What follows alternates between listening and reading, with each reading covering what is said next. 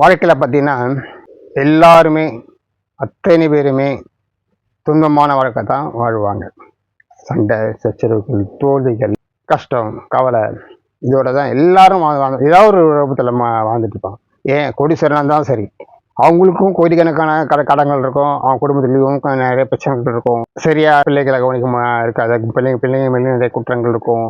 அந்த மாதிரி எல்லா இடத்துலையும் துன்பங்கள் தான் இருக்கும். எவ்வளோ பேர் ஆளாலும் சரி, சின்ன ஆளாலும் சரி, பெரிய ஆளாலும் சரி. அதே பார்த்தீங்கன்னா ஒரு நல்ல பெரிய அதிகாரியாக இருக்காங்க வச்சுக்கோங்க.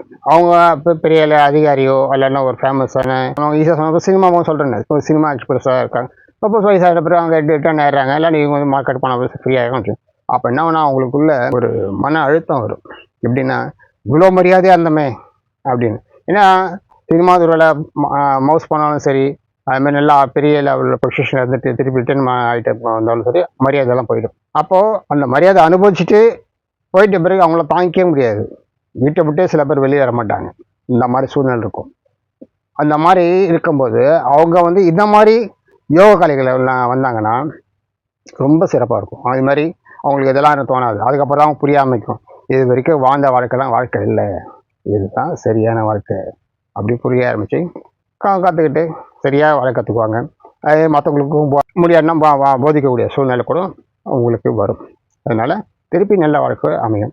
அதாவது வந்து சாதாரண வாழ்க்கை துன்பம் தோல்விகள் கஷ்டங்கள்லாம் நிறைஞ்ச வாழ்க்கை. இதோட நல்ல வாழ்க்கை மேம்பட்ட வாழ்க்கை, அதாவது சூப்பர் லைஃப் அப்படின்னு சொல்லுவோம்.